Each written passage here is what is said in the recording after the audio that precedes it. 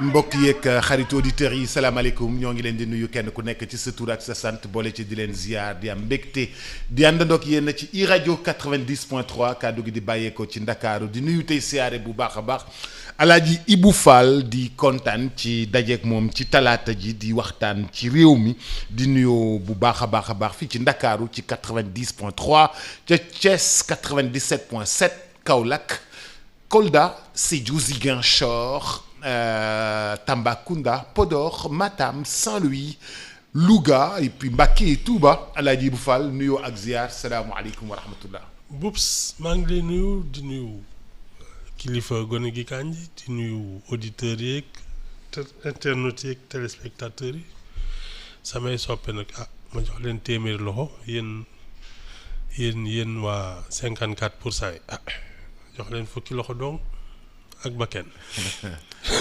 Le soleil nee na ñun waa 54% on a démarré très fort les autres sont au trot. waaw su ko neexee xam nga nag moom soleil moom au moins mën nañ ko reconnaître benn affaire ku nekk ci nguur gi daal la àndal koo mënti ne nag loolu moom non ça c'est la constante du soleil loolu moom soo nekkee ci nguur gi moom loo def baax na c'est bien ñoom xam nañ seen bopp de. xam nga ñun waa 54% on a démarré fort les autres sont au trot. Boubs waaw. leen de mën naa la ko wax la seule vérité se retrouve au fond des urnes bàyyil daal ba vote bi sotti. ngay doog a wax. loolu daal laa fi gën a gis. Alaaji Ibou Fall. dañuy tàmbalee waxtaan wi ak violence bi nga xam ni moo am fan yi moo tàmbali. dañoo njëkk a daje. waa Barthélemy Diaz ñoo daje ak waa Abass Fall. mais gars yi xaaruñu woon ni gars yi dinañ leen dóor tëbali leen. dàq ji leen. gaa yi dóor leen tëbali leen dàq ji leen. waa Abass Fall tas daw ñi daw jaar droite ñi daw jaar gauche. waa 54% yi. non 54% yi mooy bu Sonko di ñëw ñooñu ñooy 54%. d'accord Abass ay 20 la wala 15. waaw d'accord parce que ñoom ñooy waa Dakar. dégg nga ñu dàq ji leen ñu daw tasaare leen. mais dóor leen tuuti. agressé leen nangu seen téléphone. mais après yeneen Abass ne leen dinañ fayu bu subaa.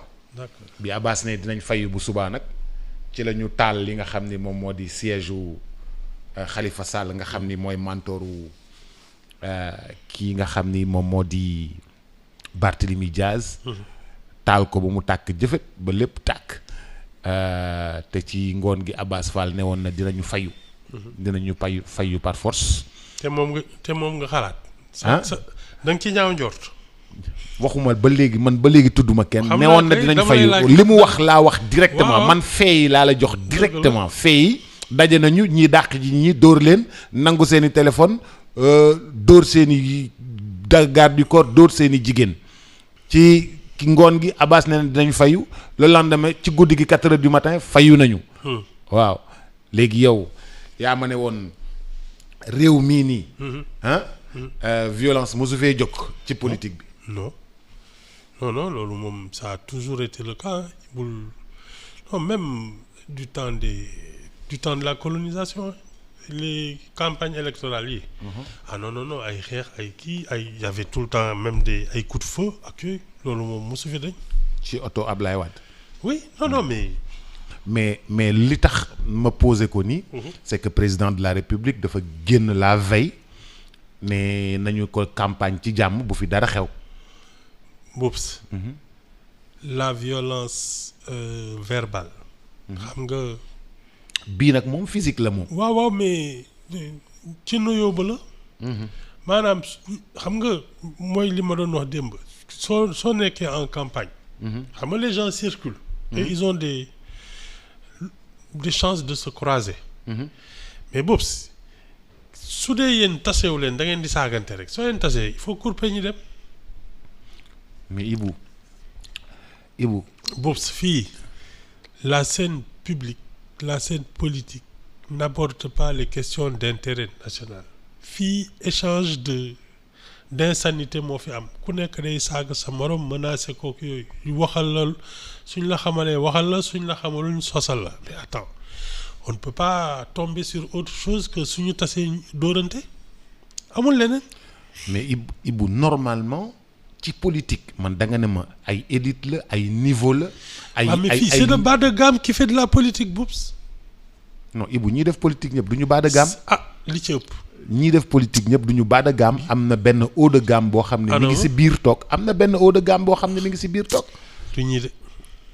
non Ibou am na benn haut de gamme boo xam ne mi ngi si biir toog ñi xam ne ñooy def politique. man xam nga lan mooy dëgg.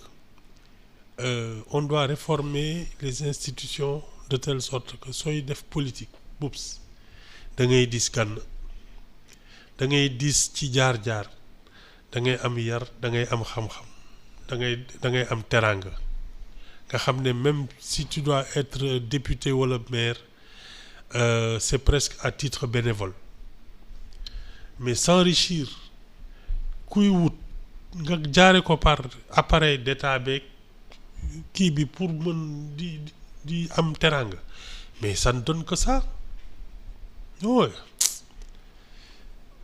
on ne mérite pas ça de ñun suñu woy vraiment waroon na passer lii aujourd'hui soo xoolee même l'histoire de notre diplomatie Boubs le premier ministre des Affaires étrangères foog naa c'était maître Doudou Thiam. Boubs ñooñu su ñuy wax da nga leen di déglu. ba ñu pare. Senghor il faisait le tour du monde. fu muy wax dañ koy déglu. waaw Ibou yow kon yow da nga bëgg wax ni suñu politique yii nii. waxuñu dara lu amal njëriñ réew mi. non bu fi ñu toll nii waxuñu dara li amal njëriñ réew mi. non et puis il y a des énormités yoo xam ne Boubs da ngay décourager sax. il y a des énormités. Ah oui mais Boubs comment tu peux dire aux gens qu'il y a quelqu'un au Sénégal qui a 1000 milliards dans son compte ban banque ci àddina bi mooy dugal 1000 milliards boo ci xaalis boo xam ne xamul fu mu jógee non c'est une énormité Boubs 3 millions boo justifié wul. banque bi du ko jël xam nga ko banque Dakar yi Sénégal yi. waaw 3 millions en espèces boo xam ne xamuñu fu mu jógee du ñu nangu nga déposer ko. dañ la naan fu mu jógee mais booy def commerce moom di nga mën di dugal ay. 5 7 non tu justifies non tes revenus se justifient. man damay commerce sama kii am naa registre de commerce lii laay def et cetera. Les gens te connaissent. xam nañ ne yow mii sa chiffre d'affaires may na la ngay verser yenn montants yi. mais day fekk ñu xam la xam looy liggéey. En général ils sont même allés voir tes installations yooyu discuter fekk la fi nga ne ba xam ne yow mii effectivement soo ñëwee 10 millions yu tooy xepp du leen jaaxal. mais Boubs 1000 milliards ay. waaw mais Ibou parce que les gens là dafa am noo xam ne loolu lañ doon liggéey dafa am nit mais Ibou. xam nga Karim Wade bi gars yi di doog a ñëw. le gouvernement de Macky Sall la. xam ñaata lañ ko jiiñoon moom. 700 milliards. naka la ñu mujjee dañu ne il a détourné 700 milliards. C'était tellement gros naka la ñu mujjee ak moom ba léegi sax xamuñu ndax jël na am jëlul il faut arrêter ça amul njëriñ yii ñuy wax amul njëriñ. yow ay projet de société nga bëgg a dégg. mais c'est ça la fonction d'un homme politique. yow da nga bëgg dégg ne fii chômage bi toll nii lañ koy résorber.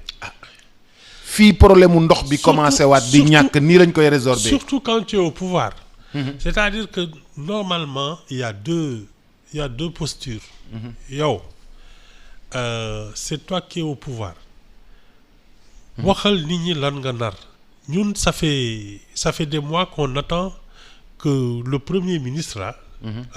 nous dise lan la nar ci dëkk bi. parce que li ñu génne fii seen guy gi mais c'est des généralités Boubs ça ne veut rien dire ba léegi ils sont incapables de nous dire fu ñu jëmee réew mi moo tax ay tu entends tout et n'importe quoi. Mais pourquoi Ibou, à votre avis, le président de la République est assez contesté dans son camp? Man je pense que c'est il y a deux nu mu tudd il y a deux attitudes dans cette affaire. Il y a son camp qui ne semble pas lui accorder l'autorité qu'il mérite et il y a lui-même moom ci boppam Boubs le discours qu'il tient ces derniers temps il est en train de prendre ses distances avec ses camarades de parti. waaw mais bu defee loolu day sonn bu subaa di. Non.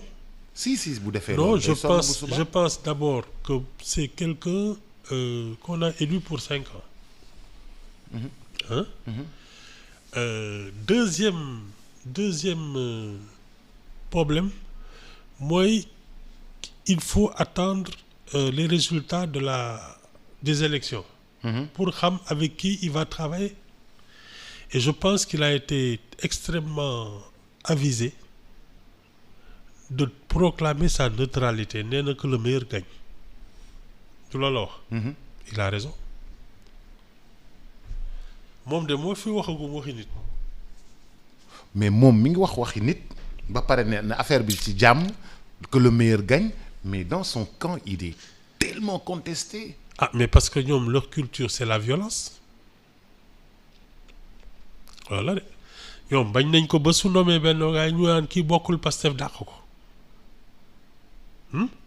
Et il leur a dit non moi je suis le président de tous les Sénégalais et il a raison moom moo am dëgg fi mu nekk nii. non mais Ibou nit yi. ñoom ñiy xatraayu. waaw xam nga ñu ngi am ay transhumants. waaw a jeex na. waaw Ibou mais mënuñu démb. ne transhumants yi bugguñu leen yéen a yàq réew mi. ak transhumant am. waaw xaaral ak transhumant am. waaw xaaral Mimi Touré. waaw waaw daaw. waaw à la même heure. waaw elle était à côté de Macky Sall. waaw xaaral rek. ñoom nangu nañu Mimi Touré. waaw waaw jeex na. Mary Teuw Niane. waaw il a été dans le gouvernement de truc. nu mu tudd. ne woon na Macky Sall est le meilleur. waaw président de la République. jeex na que le Sénégal. non ñoom kay xanaa ils ont l'indignation sélective mais ay transhumants ngi leen di rax depuis longtemps. ah mais bu may ma daane rek. ah waaw ma ne mënoo ne démb. ñii. baaxuñu. ñoo yàq réew mi. ñoo tojote réew mi. ñoo sàcc xaalisu réew mi. ñoo def nii réew mi. ñoo tax réew mi tardé. ba pare nga jël leen dugal leen si biir. xam nga d'abord man je trouve que ce ne sont même pas des propos de politique parce que Boubs te fi ngay xamee ne ay loi d'amnistie beeg yooyu c'est un vrai problème parce que si on avait laissé la justice faire son travail ñu xam kan moo def lan magistrats yi ils sont là pour ça il y a des enquêteurs il y a la Cour des comptes il y a tout ça l'inspection générale d'État mais il y a une machine de l'État qui est faite pour ça ñoom lii ñuy wax seen yoon nekku ci te xamuñ ci dara parce que balaa ngay mën wax ci yooyu mais day fekk nga am dossier yi toog ci étudier ko muy et que tu aies le niveau même d'interpréter ces choses-là mais ñoom dañuy topp di wax rek c'est comme quelqu'un qui a son téléphone di dox ci dëkk bi kër gu rafet rek mu photo ko ne kii borom kër gi sàcc la xamoo fu mu ko jëlee tu ne connais même pas le propriétaire c'est comme ça te ñun on a pris cette habitude maintenant dañuy wax yoo xam ne su ñoo nekku ci et donc on ne fait pas ce qu'on doit faire on ne parle pas on ne réfléchit pas au sujet qui nous concerne c'est-à-dire comment sortir ce pays de sa misère loolu mooy wax ji non non mais Ibou waa xaaral rek xuloo day réeral dëgg. ñii dañuy xuloo pour réeral dëgg parce que la vérité c'est que quand tu es aux affaires tu dois gouverner sérieusement. mais Ibou ces gens-là ont été chassés d'accord parce qu'ils n'ont pas bien travaillé disent-ils. ñooñu na ñu bari xam nga nu mu tuddati Samba Ndiaye ñëw na Ndiaye Ngalgu ñëw na Mimi Touré ñëw na kii ñëw na vraiment des gens non xaaral rek des gens on disait qu'ils ont dilapidé les biens du pays se retrouvent à côté de ceux qui ont gagné ou bien tous les Sénégalais doivent se retrouver ou bien ceux qui ont mal géré doivent aller à côté. boobu xam nga ñun lan la ñuy faral di fàtte. La situation dans laquelle on se retrouve tey nii. avec Bassirou Diomaye Faye au pouvoir, Ousmane Sonko premier ministre. mais mel nu Macky Sall moo def lii yëpp amnistie leen dugal fi génn fële ak yooyu.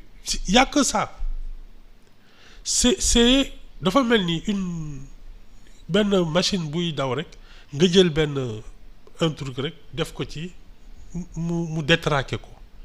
Actuellement c'est un pays dont la machine a été détraquée par un individu loolu rek la moo tax ça part dans tous les sens.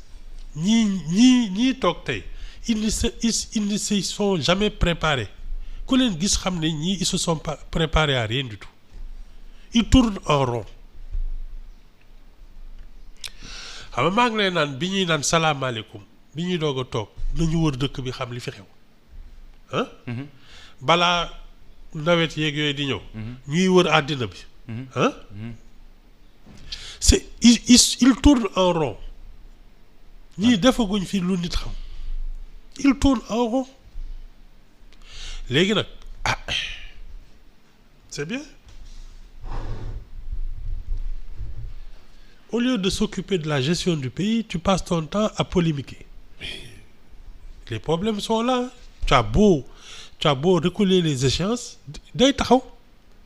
À un moment ou à un autre, tu dois faire face aux problèmes. Parce que suñu deful ndànk parti comme c'est là nga xam ne même les bailleurs de fonds reportent les versements ak yooyu ak di leen tànc toog di fay ay salaire ak yooyu. dina leen jax mais li ñu def dara rafetu ci ah. voilà bailleurs de fonds yi. FMI war ñu jox xaalis di jël jékki-jékki xaalis bi mu reporté ko loolu est-ce que du répercuté wu ci ñun ñëpp. chef de gouvernement bi. chef de gouvernement bi. waaw su taxawee ne ñun chiffres yi ñu joxe dara wóoru ci. waaw. ça y est loolu la de. looloo tax ñu koy reporté. mais Boubs tu travailles avec des gens à qui tu fais confiance su dee yow dañ la ne yow ñun kat dañ leen yàgg nax. doo taxaw xoolaat affaire bi ils n'ont pas dit qu'ils ne travailleraient plus avec le Sénégal ils ont dit qu'ils reportent ba gën a xam li xew ci dëkk bi et c'est logique waa ji li mu def c'est une vraie bourde toog ne Sénégal bii ñun ñii toute l'administration sénégalaise est complice de faux boobu ça c'est très grave. Toute l'administration sénégalaise à tous ceux qui travaillent dans l'économie au ministère des Finances. D'accord. C'est une association de malfaiteurs. loolu de la wax. ministère de l'économie et des Finances ñi fa liggéey ñëpp ci chiffres yi dañoo def faux et usage de faux. depuis longtemps. dañoo maquiller chiffres yi. loolu de la. waaw mais ñooñu ñu ngi fi. nañ leen wooy ministre bi ci la bokk. ministre ba. Cheikh Diba. Il a toujours travaillé là-bas, non? Il bul yàq sama journée. Le ministre actuel des Finances. waaw du Cheikh Diba la tudd. waaw moom fu mu nekkoon. il a toujours travaillé au ministère des Finances. xaw ma lan budgétaire. waaw nu mu tuddati. il a toujours travaillé là-bas. programmation budgétaire. waaw kon kay jeex na. kenn ngoog.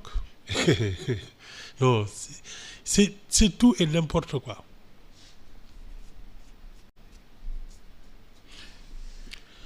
li mag ñi naan dof du rus mbokk yaay dee. je te jure. mais bon comment sortir de problème yii nii comment sortir de tout ça. Boops. Parce que ñun xam nga ñun sénégalais yi nga xam ni ñoo toog bëgg liggéey bëgg def dara mérité wuñu lii dal suñu kaw nii. Boops. Oui. Il y a d'abord pour man le plus sérieux problème c'est notre rapport avec le travail dañu buggul liggéey fonkuñu ko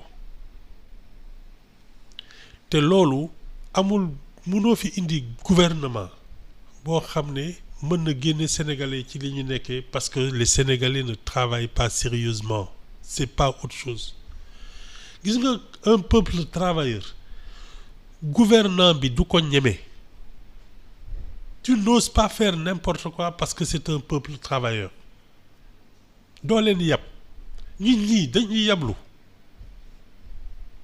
c'est tout hein. Mais Ibou, si les gouvernants pensent qu'ils peuvent dire tout et n'importe quoi faire ce qu'ils veulent se partager le pays mais c'est parce que les gens ne travaillent pas parce que sénégalais su doon seen ñàkk dëgg moom la ñu teg fii kenn du am fitu ne dama ciy def lu ma neex parce que nous on est un pays qui vit de nu mu tudd ay emprunt ay kenn xamul ay emprunt ak aide.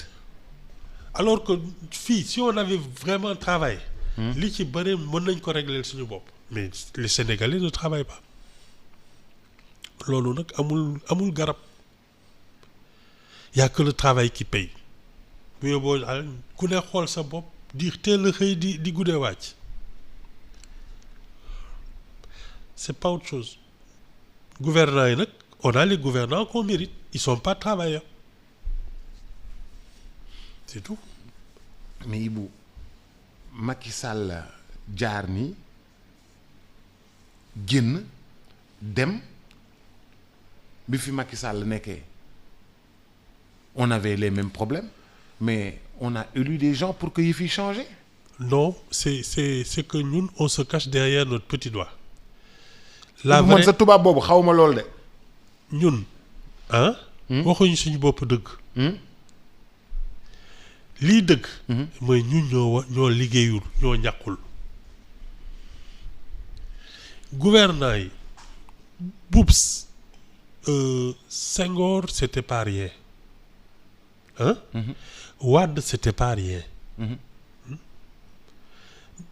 J'ai beau man ay Abdou Diouf ak ay Macky Sall moom vraiment mais on peut pas dire que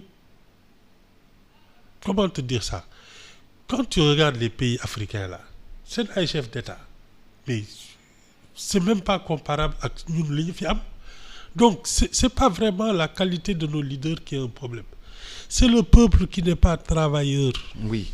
mais Ibou ce peuple là on doit s'organiser avec le peuple mais peuple bi dañ ko war a impulser li nga xam ne moom lay def nii. lan mooy liggéey bi dañ ko mais. dañ ko war a impulser loolu. oui mais dañ ko war a imposer loolu. dañ ko war a yoon bi loolu mooy yoonu leader yi. mais d'abord il faut en avoir la vision. benn. man ci chef d'État yi ma gisagum yëpp. les 5 là. ñaar laa xam ne ils avaient peut-être des choses claires dans leur tête. ci man. muy Senghor ak Wade. ñi ci des c'est des exécutants. c'est tout. te nous notre problème c'est que la vision du père fondateur. mais Ibou yow kon yow li Macky Sall def ci réew mi kon yow gisoo ko. non dama ne moom. waaw non xaaral. dama ne moom il n'a pas eu ce concept. il a mis en œuvre ce que Wade a commencé.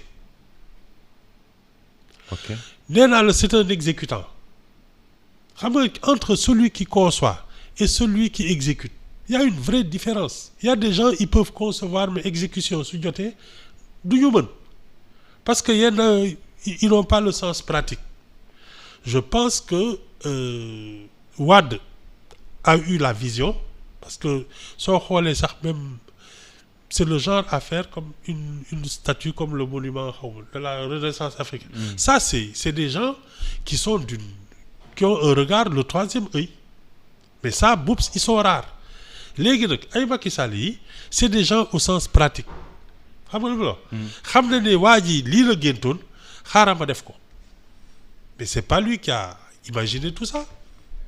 aller faire l'autoroute Ila Touba mu dem ba Touba Macky kii mais kii fii rek la ko yamale woon pour désengorger. Oui, mais pourtant kii fii rek la ko yamale woon. nu mu tuddati oui, mais xam nga Wade da ko yamale woon ba. jam ñaajo après nit ñi c'était quoi la théorie de Wade moom bañ na ko ba même le NEPAD. nouveau partenariat. waaw moom xam nga Sénégal affaire infrastructure yi moo ko resoon. Wade sa théorie c'est les infrastructures. Il l'a toujours dit. En principe, on avait même parlé d'une autoroute qui partirait de Dakar jusqu'à la corne de l'Afrique. Éthiopie xaw ma fan noonu. Ah, la corne de l'Afrique. Genre yooyu. Moom loolu la gëm.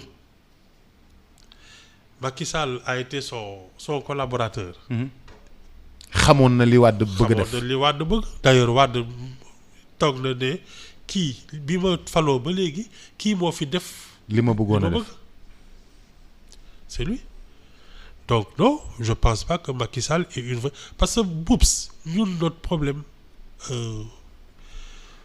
il est plus compliqué que construire des routes. Boups, il faut construire l'humain.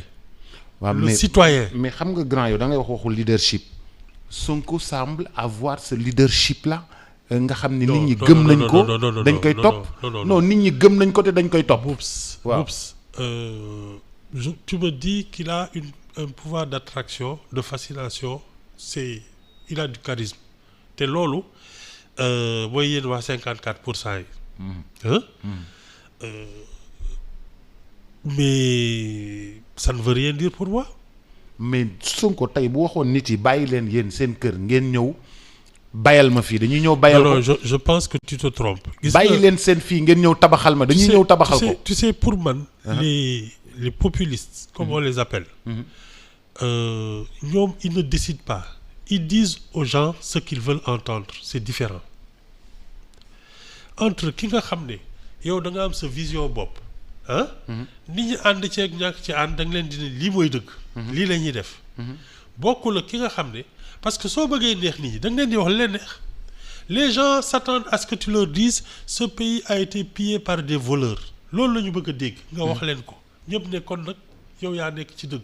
Parce que ce qu'on aurait dû dire aux Sénégalais c'est retrousser les manches et travailler mais toog naan tu veux expliquer la pauvreté des gens parce que ñoom ils n'ont pas travaillé mais au lieu de leur dire vous n'êtes pas assez travailleurs tu leur dis si vous êtes pauvre c'est parce que ñi fi nekk sàcc lañu.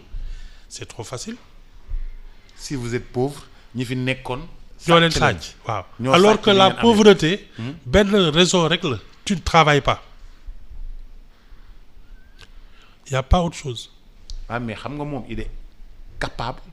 Il a le leadership bi nga xam ni moo koy may mu wax nit ñi liggéey leen. mooy li ma lay wax moom du wax nit ñi liggéey leen parce que nit ñi bëgguñu dégg loolu. Il leur dira pas ça. Il leur dira si vous avez des problèmes parce que ñi fi nekkoon sàcc lañu.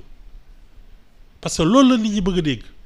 Les gens ne justifient pas leur état par leur propre responsabilité ñoom li ñuy bëgg a dégg. mooy su dee yow da nga nekk ci coono. C'est pas de ta faute. C'est la faute aux autres. Et c'est ça le populisme. waxal Sénégalais yi dëgg jóg leen liggéey loolu. ku fi bëgg a falu doo ko wax dinaa wàññi ndox mi dinaa wàññi ceeb bi vraiment nous sommes pauvres xam nga ñun ni loolu ngay wax nit ñi ne way kii nag moom moo xam dëkk bi mais soo leen ne c'est pas vrai on n'a aucune excuse on doit travailler ñëpp ne kii nag dafa dof. Sénégalais ku leen wax dëgg ñu ne da nga dof. waaw c'est ça. te dëgg bi mooy liggéey ñu dañoo war a jóg liggéey. c'est ça. c'est ça. C'est ça. Non, il n'y a pas autre chose. Hein. Bon, maintenant, Sénégalais, ils l'ont pas dit. Vraiment, dëkk bi metti na, la vie est chère, war nañ ko wàññi, da ngeen sonn parce que ñi fi nekk daal ñoo séddoo dëkk bi yëpp bàyyi leen. mais Ibou nag te muy dëgg nag gars yi séddoo nañu suuf si. non Ibou gars yi Ibou taxawal rek taxawal ñu teg foofu suñu baaraam Ibou. tegal foofu sa baaraam rek. waaw. sa ñaq kenn mënu ko lekk sa ñaq nii yow nga wër na ni yow yaa xëy liggéey lii kenn mënu ko lekk te neexu la c'est ça la vérité. les Sénégalais se sont laissés aller ba ku ñoo yéeg seen kaw loo leen teg ñu nangu ko c'est tout. mais bu même bu ñu changé indi ñeneen est-ce que dinañ gaaw a génn ci li nga xam ne moom la ñu nekk mais on peut changer 1000 fois de gouvernant si nous ne sommes pas un peuple travailleur nous n'irons nulle part. On est obligé d'aller chercher des Turcs et des Chinois pour construire notre pays pour nga xam ne ñun sàggan nañu fii y a une école polytechnique depuis combien de temps au moins par 30 ou 40 ans hein tu crois qu'en 40 ans tu peux pas produire des Sénégalais capables de construire leur pays non c'est un peuple d'incapables te bëggul ku ko wax. yaa ngi ñuy tooñ de. waaw. non yaa ngi ñuy tooñ bu ñu ko wax dëgg la bu ñu ko wax Ibou bu ñu ko wax. jeex na bu ñu ko wax nekkoo fi lu xëy suba ba ngoon di ñu xas ni bu ñu ko wax. loolu de la. te foofu nga ko jàpp yow. loolu de la non y a pas autre chose. Oups. Tu as beau trouver les meilleurs. pour yow Afrique ñoo fi njëkk am ci ay yëfu chemin de fer yooyu noonu. donc ñun heure bi waroon nañu fekk ñu mën a defaral suñu bopp. suñuy raay terre bi BRT beeg yëpp ñoo ko waroon defar. Inde moo fi ëpp ay chemin de fer te bi fa anglais yi ñëwee ba defar ko ñoom dañ koo commencé defaral seen bopp. ñun dès l'indépendance. On avait des gens sérieux à la tête de l'État. ay Senghor ay Mamadou Ndiaye c'était pas des rigolos. Pendant ce temps dans les pays africains là. ay caporaux yooyu ñoo leen doon jiite. ay ñoom Mobutu. ay Mobutu Bokassa ak ay yooyu ay Bongo c'était un employé des PTT. Sékou Touré c'était un syndicaliste moom foog naa il a échoué au BEPC xaw ma au bac donc ci lañ koy doog utal liggéey foog naa à la poste amuñoo niveau sénégalais yi. Donc nous, on n'a aucune excuse. Le vrai problème, on a eu des dirigeants qui pouvaient porter un pays au sommet. Boubs man, je suis convaincu qu'un Wade, un Senghor, am na ay peuples yoo xam ne suñ leen jiite woon. kenn du ñu xaj ci kenn. C'est un pays de paresseux. loolu mooy dëgg. waa léegi Ibou naka la ñu mën a def ba renverser tendance yi nii. tendance yi nga xam ne weesu nañ ko Ibou il faut que ñu weesu li ñu nekk ni moi ce que je dis toujours kiy defar dëkk bi du ñu neex il faut redresser les gens il faut les dresser c'est-à-dire que da ngay nekk ci loo xam ne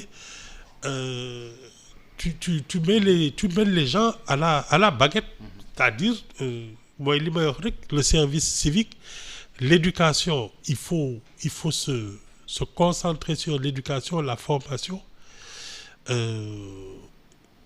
et puis comme je dis l'économie de la sanction. Gis nga Boubs. ñii di salteel ak yooyu au lieu nga bàyyi ba tous les mois nga ñëw ak sa bale. ku fi tilimal ñuy jël li nga am. Ibou da ngaa radical ay 100 000 non mais attends. non Ibou bàyyi génnal foofu. Boubs une démocratie. elle fonctionne selon des règles strictes. fii kenn waru fi tilimal parce que c'est le bien public ku fi tilimal dañ lay amende ku fi tufli dañ lay amende ku fi saw ci mbedd ñu amende la. Suisse waxuma la ay Suisse waa ji daa romb tufli. fay 200 000. c'est tout tufli ci mbedd mi. je te dis. police topp ko ne ko caméra yi gis nañ la. da ngaa tufli mu naan man tufli ñu indi image bi tegal ko ne ko joxeel sa compte dem ci compte bancaire jël fa. 200 000 ak lu teg. y a pas autre chose ndax tufli kese. y a pas tufli ci mbedd mi rek. y a pas autre chose démb rek maa ngi koy wax ak Alassane il faut militariser cette société. remettre les gens il faut marcher droit. baax na parce que lii xew dans les pays voisins là mu ngi yegg si te gis nga yenn problème yi. c'est un peuple bien éduqué bien formé qui peut résister à ça y a pas autre chose. ay djihadisme ak ay yooyu ñuy wax nii.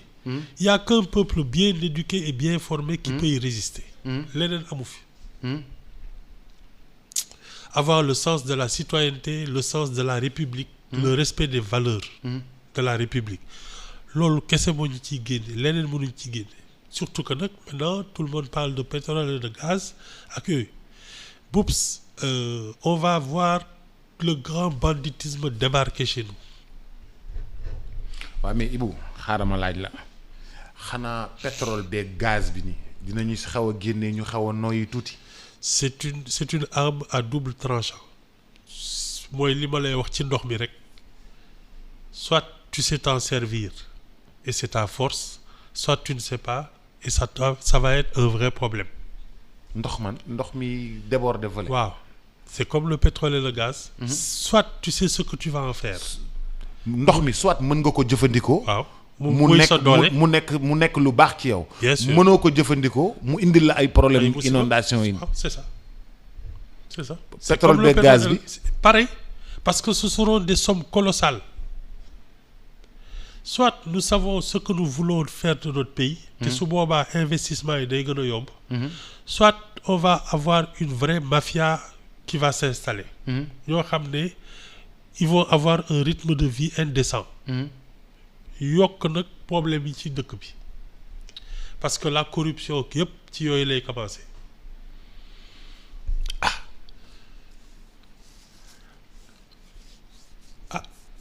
wax na yow da nga bëgg wax ni mën nañu am pétrole ak gaz ba pare du ñu jik mukk ñu nekk ci ay problème ba tey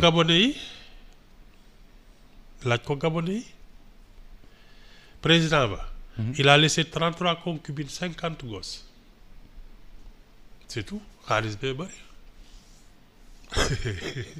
c'est tout bu la ci dara nax nga nekk fii chef d'état ñu jox le pétrole ak gaz te tu sais pas quoi en faire mais boobu tu vas acheter des appartements dans le monde entier di tikki di dem di ñëw di may ay xaalis di c'est tout ku la romb nga pàdd ko jur dëkk bi yëpp c'est tout. de ku la romb nga pàdd ko. jur dëkk bi yëpp c'est pas autre chose c'est ce que les gens font amuloo éducation amuloo culture amoo dara tu as de l'argent qu'est-ce que tu veux faire d'autre à part di jur dëkk bi ba mu fees.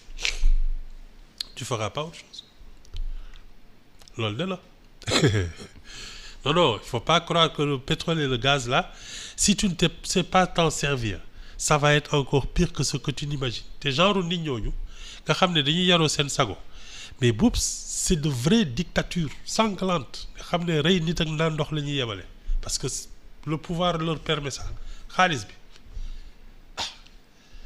faut pas croire que le pétrole et le gaz là c'est ça y est ça peut être extrêmement dangereux pour nous. ba dafa inflammable. Très ça peut brûler un pays. Sénégal yi bu yóbboo ñu jóg seen bopp de. Ibou tableau bu ñaaw bi ngay peindre ñuy il y a de quoi être inquiet parce que l'élite a déserté ses responsabilités. fii bu nekk ni n'importe qui peut prendre le pouvoir et ça c'est extrêmement grave des inconscients peuvent s'installer au pouvoir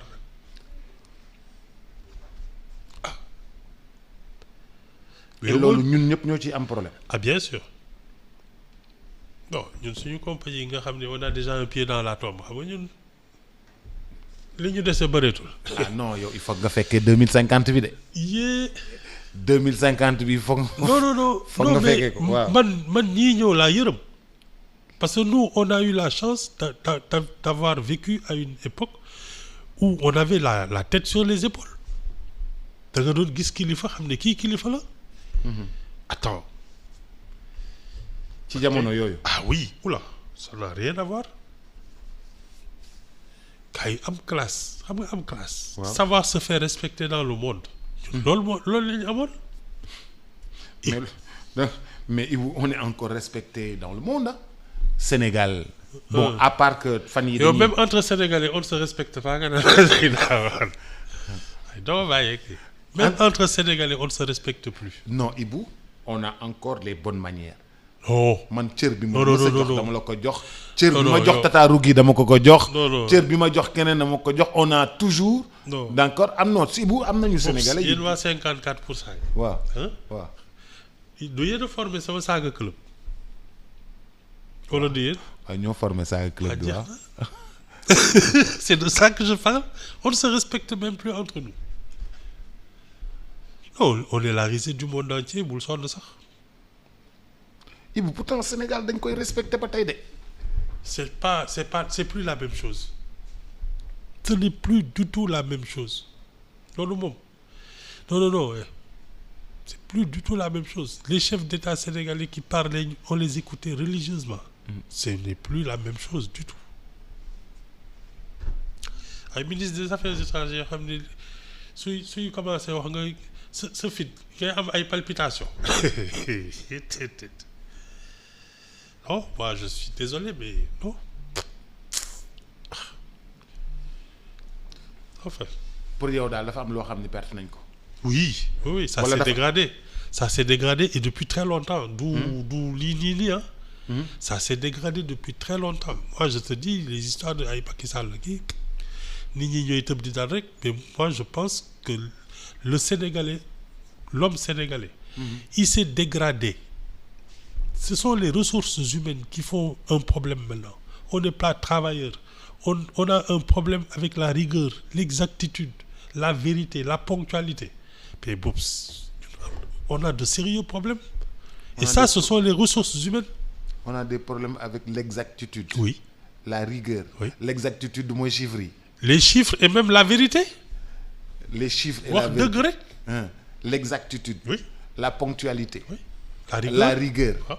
L'organisation. C'est ça. La méthode. Ah. Kon La ñun propreté. La propreté. Oui. kon Ibou bari nañ problème ba suba ak jàpp. waaw d'accord. Ibou jugal dem. waaw d'accord. voilà yàq nga sama journée. yaa ma laaj de. non Ibou yàq nga sama journée comme d'habitude yàq nga sama journée. man daal yaa ma laaj. yaa ma laaj de. ba suba ak jàmm incha allah mbokk yeeg xaritu téléspectateurs yi ñoo ngi leen di gërëm bu baax a baax di leen sant di leen dig daje incha allah ak Alaaji Ibou Fall ëllëg bu soobee yàlla daje léegi ak Sala Bigué xam ngeen Sala Bigué moom dafa ñëw rek saf xorom léegi 10h 12h dans xorom ci Cine ñu teg Cheikh Sarr mu dafa dem defi test football Cheikh Sarr waaw dafa dem defi test football. moom man ma yaakaar ci moom. Paris FC moo ko bëgg a recruter quoi. oui. parce que dañuy gis Haaland gis Cheikh Sarr ñu ne Cheikh Sarr mën na li Haaland mën ko. moom football bi moom mbaa suñu àjjana bi dina sotti. mbokk yeeg xarit yi ba suba ak jàmm incha allah.